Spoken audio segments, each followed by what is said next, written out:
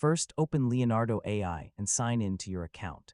To download an image from Leonardo AI, start by opening your image generation history or the area where your previous creations are stored.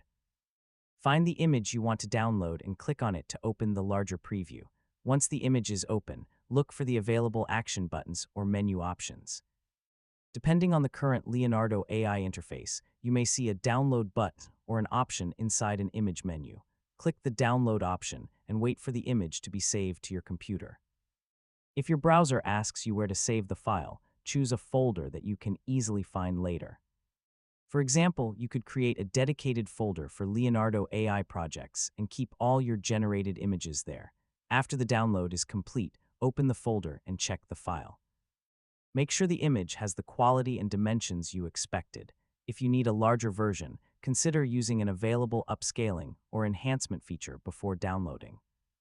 You can also edit the image first if you want to remove unwanted elements, change the composition, or make other improvements. Once the final version is ready, download that version instead of the original. Keep in mind that the exact download button and available file options may change as Leonardo AI updates its interface. If you don't immediately see a download button, open the image's action menu and check the available options.